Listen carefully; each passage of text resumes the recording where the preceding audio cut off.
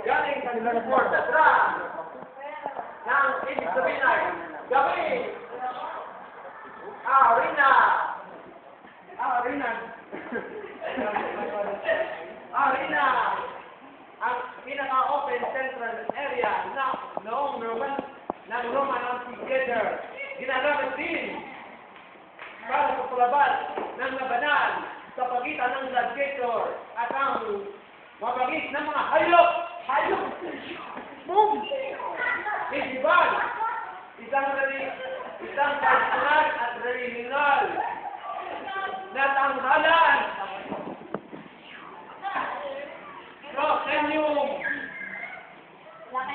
Proscenium may apat na. Bintas may apat na sa lumina. Nagpapaganda ng performance ng mga aktor at actress. At theater of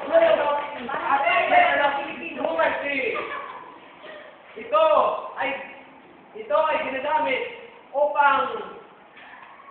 upang pagalitin ang mga taong nanonood doon at kanilang katotohanan na kawang detalye ng mga nagbabagang balita.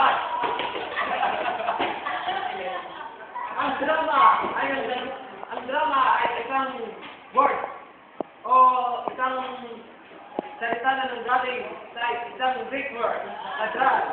Na ibig sabihin ay gawin. Ay isang bahagi ng literature kung saan sinasabi o sinasadulo ng mga takapagdula ang ano man ang nais gawin.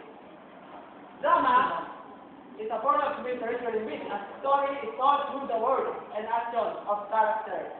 It's meant in bigger form, gawin na parang ang drama ay parang isang tunay na buhay na kung makikita mo na ang mga pangyayaring nakikita nyo sa mga telebisyon ay maaaring mag-reflect sa araw na mga pamumuhay natin. Maaaring sa mga umiyak, magaling o matawa dahil sa pinapakitang performance ng mga actor at actress na makikita mo na ang bawat eksena ay parang na rin tunay na buhay. Minsan may iyakan, may batuan ng pinggan, may tampalan, may tuntukan, may barilan, lahat narito na sa drama na parang pinapakita dito na ang buhay ng tao ay ang buhay ng tao ay nagpapatuloy dito sa mundong ito. At ito ang nagpapakang balita. Narco. People take drama songs before they began to write them. The oldest known written text came from the ancient Greece around 500 BC. The Greek staged plays before that crowd in outdoor theater. They also gave prizes for the play's best play. Ito, noong mga Greek days, tunay na sinapadulang ng mga ng mga aktor at actress ang drama, hindi na mo magpapasaya ng mga tao, kundi kung ano ang pinakamagandang dula na nakita ng mga audiences ay may karampatang ng espada noong panahon ng mga Griego. At narito ang mga uri ng theater, uri ng tanghalan, may lima tayong uri ng tanghalan na maaaring gamitin o ginagamit na ng mga tao noong mga nakaraan. Arena, theater style, Opo. the actors are surrounded.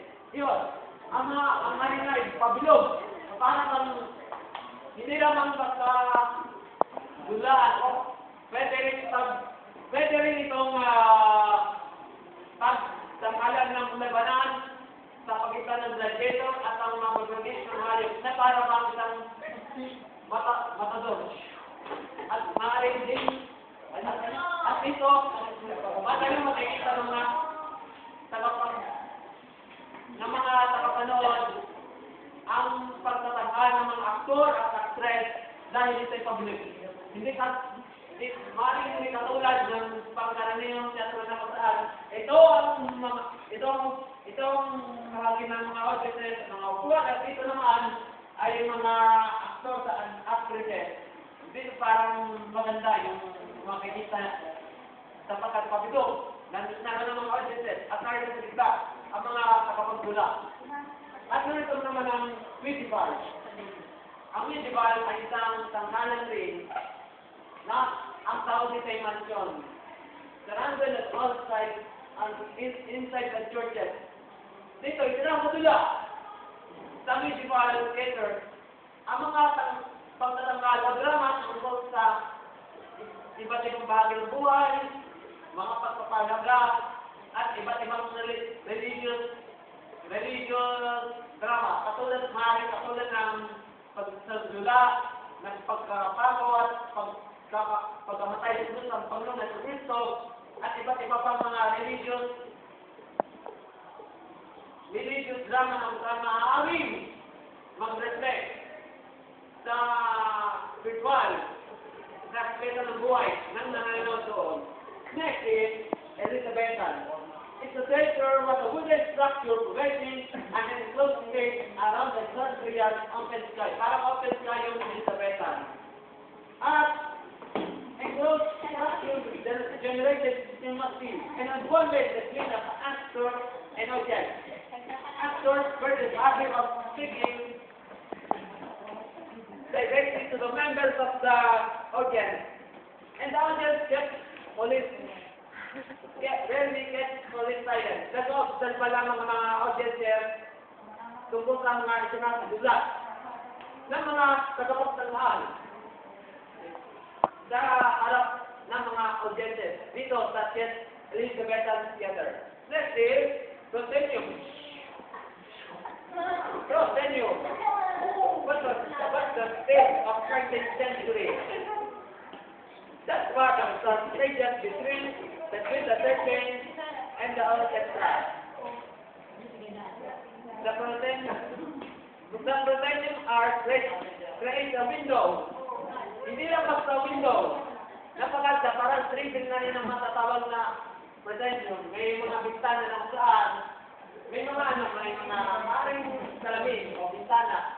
At ang mga audiences ang mga tagapagtanghal, ang mga stage actors and actresses ay nakikita ng mas maganda ng mga tagapanood at tagapagtinig ng dulang iyon. And the third line, nakakatakot. Theater of Worthy. Theater of Cruelty. Paano? Sinasabi nito na theater of cruelty is not the sign of violent behavior, but rather the cruelty it takes for the actors to show an audience a truth that they do not wish to see. Dito isinasagula ang hindi kapanabik na pangyayari na maaaring ikasakit ang kalooban ng mga tagapanood o igagalit. Para bang sa pamamagitan ng pagsasadula ng hindi nasang mga pangyayari, tinutulak ang mga tagapanood ng magalit o pasakitan ng kalooban o matupag-debate na rin tungkol sa umaring isyo, maaaring din mga bagay-bagay na maaaring maka-apekto sa isipan at kalooban ng bawat tao. Sinasabi din dito na theater of cruelty is dramatic art form designed to convey scenes of suffering and evil by creating a non-verbal atmosphere and utilizing various shock techniques. Originated in the 1930s by French surrealist actor and writer Antoine Artaud. From 1896, he is born 1896, died since 1948. Who saw that a drama as an emotional art of foundation. Ito, nakakalungkot na theater of cruelty ay isang uri ng dramatic theater o dramatic art na dinisenyo, inaayos para ipakita, ipakita talaga na galit na maring galit o maring pinampatama ng mga tagapagtula ang sinamang naispatamaan o upang ipakita ang katotohanan matatabaw ang ugali. Ito, napagtama naman ang ugali. Ikaw talaga, hindi ka talaga nagbabayad ng utang. Utang na. Utang na ako.